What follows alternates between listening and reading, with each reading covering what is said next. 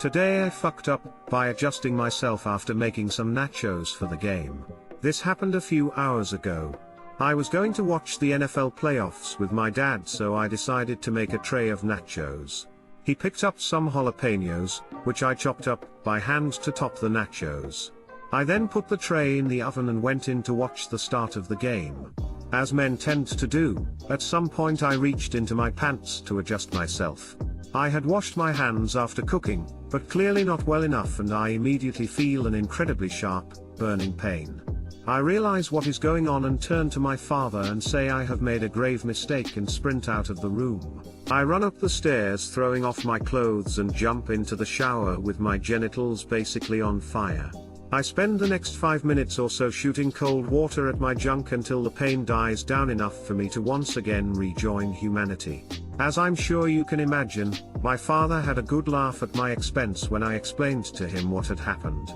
Too long didn't read, touched my junk after chopping up some jalapenos and set it on fire. I like how immediately you were so open to your dad about what happened. I mean, other than laughter, his immediate response was, "Yeah, I've done that too." Small piece of advice after handling chilies: wash your hands with dish soap, not plain hand soap.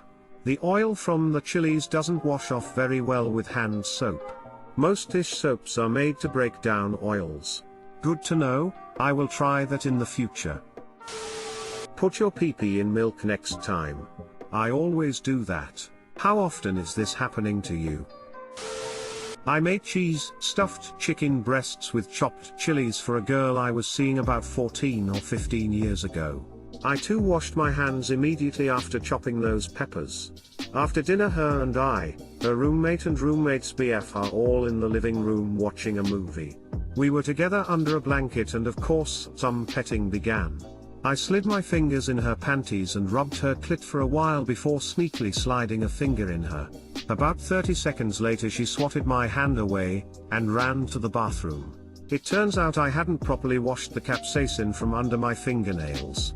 She was not impressed. Smiley face. Next time you'll know to ask Jen. Cause Jen'll tell ya. Today I fucked up by putting my dick away. Okay, so this was a few months ago, but I've only just told the story in conversation. A few people laughed and I thought of Reddit. So I'd been at my new job at the time for around 4 weeks and we had a toilet in the back of the workshop. You open the door and the toilet is straight ahead. So I am standing up peeing and happen to have been picking my nose at the same time. Two birds, one stone kinda situation. Yeah, I'm holding my dick in one hand, and the other has a finger in my nose. The area manager opens the door that I forgot to lock, and in a brief moment of panic, I turn around whilst startled to look who's there. Now, rather than my reflexes taking my finger out of my nose, I automatically put my dick away full stream and face him with my finger still firmly in my nose. It was a confusing split-second realization as I felt my shorts get wet before I took the finger out and he shut the door. Too long didn't read, I went to pee and pick my nose and the same time, put my dick in my trousers when someone opened the door instead of take my finger out of my nose. Pissed your shorts with your finger up your nose to face your boss. Total dominance achieved. Never put your dick away. That's the lesson you can take from this. I felt my shorts get wet before I took the finger out. Should have used this in the title. Today I fucked up by taking my finger out and wetting my shorts. Bet this guy fist bumps you at best now. Close. He avoids me at all costs. He must have thought you were into some seriously kinky shit. Today I fucked up by giving a random person a $9 billion library fine. How's it going, guys? Let me preface this by saying I'm a high school senior and we just went back to school Tuesday. One of the classes I elected to take was to be a librarian's assistant. Basically what that entails is I'm in charge of checking out and returning students' books. Now the librarian knows me and gives me free reign of the library's database without supervision while she goes off in her office. Naturally, being the second day back at school, no one is really checking anything out, so being the bored senior I start playing around with the database's functions. I find out I can search any student we've had in the past 5 years, view their fees, what books they've checked out, etc. Of course the genius in me comes out and I decide to look around at some of my friends before I just start aimlessly clicking on people to see what books they have out. After this gets boring, I start look at what books we have available in the library. I start searching for basic things first, then get a little more obscure. Eventually I clicked on a copy of a collection of stories by H.P. Lovecraft. To my horror, I see the text added to students checked out. The oh shit moment occurs that I never logged out of the random student I had clicked on before browsing through books. My next instinct of course is to return the book, but I realize I can't because the book has to be scanned and this book could be anywhere among all of ours or not in our actual library at all. We share books with other schools in the county. Panic ensues and I try to change the due by date to something extreme like June 6, 1944, which the computer does. I then try to just mark the book as lost, which gives me the message a fee of $9 billion will be added to the student's account. I immediately hit no and have yet to figure out my next move. Telling the librarian probably isn't a good choice.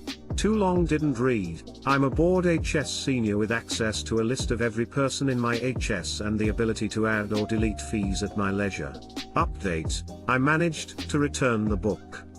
I checked it back in by searching up the barcode, then was able to bypass the $9 billion late fee by adding a 1 cent fee and clicking ignore all fees. Thanks to you/porn__fart for the barcode search suggestion. The librarian knows no different, and I didn't absolutely ruin this kid's life. If you are unable to find the book, your only option is to make $9 billion before anybody notices your fuck up. I can see this being a movie, not a good one, but I can see it. Learn how to take accountability for your actions.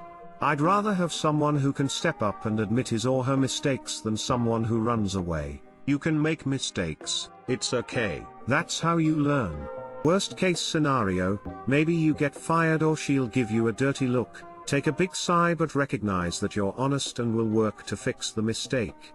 You might get shit for it. You might not. But you'll definitely get more shit for running away when the truth is they'll eventually find out about it. They have an acronym for this in the Navy: SWIMS. S, stop what you're doing. W, walk away. I, implicate others. M, make up a story. S, stick to it. I'm a librarian. This isn't a big issue. The librarian can fix this easily. You probably shouldn't view other students' accounts though, because that is an invasion of privacy. Smile? This is the funniest thing I have seen all week. Some kid is going to return that book and see the fine and just cry.